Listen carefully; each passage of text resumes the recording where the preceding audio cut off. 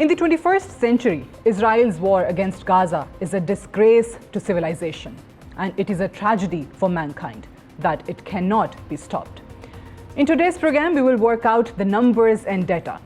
The numbers show that Israel's genocide in Gaza is one of the bloodiest in the recent history. Data coming out of Gaza compiled by independent groups indicate that the rate and pace of deaths, as well as the living conditions of those still alive, overshadow earlier conflicts in Iraq, Afghanistan, Yemen, and Myanmar by far and wide. The death toll has crossed 40,000, including women and children. Getting into the details of deaths in Gaza will be horrifying. The Israeli army has killed 17,000 children, including 2,100 infants and toddlers under the age of 2. The rate of children being killed is unprecedented in the history of modern wars. It is dehumanization of Palestinians in the Gaza Strip.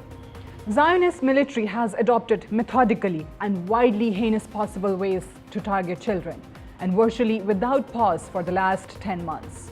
If we look into destruction level of Gaza, we will be surprised by the fact that Zionist state Israel has dropped more than 70,000 tons of bombs on the Gaza Strip since October last year, far surpassing Hiroshima, Dresden, Hamburg, and London combined during World War II. Additionally, Israel is conducting bulldozing operations, resulting in the destruction of all buildings at a distance of up to many kilometers in the east and north of the Strip in order to create so-called buffer zone.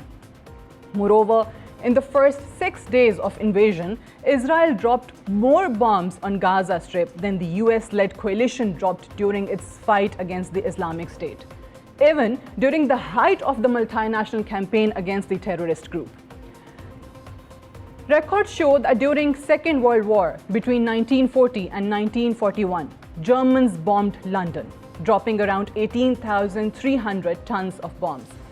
The Allies dropped 8,500 tons of bombs on Hamburg in the summer of 1943, and Allies also used 3,900 tons of bombs on Dresden in February 1945. On the other hand, if we look at the number of infrastructure damages, we see that Israeli military has flattened homes, schools, universities, and hospitals. In clear terms, it's genocide and ethnic cleansing. More than 55% of buildings were destroyed by Israel between October the 7th and May the 31st. And according to data compiled by United Nations Children's Fund, up to July the 6th, almost 85% of the school buildings in Gaza have been damaged, with nearly all schools in North Gaza either being directly hit or damaged. Whereas in Gaza City, more than 90% of schools have been damaged or destroyed.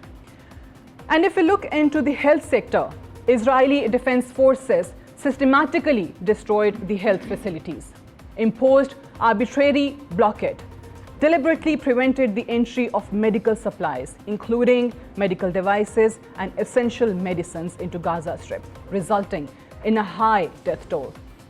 According to the Gaza government media office, 34 of 36 hospitals have been put out of service by Israeli attacks. In total, 161 medical facilities have been targeted.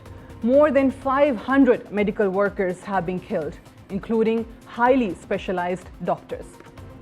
Physicians for Human Rights has documented more than 1,000 Israeli attacks on doctors, clinics, and health infrastructure, which, in their words, have fueled a public health catastrophe. In the period of last 10 months, Israel's devastation of the medical sector, along with destruction of basic infrastructure, produced thousands of chronically ill Palestinians.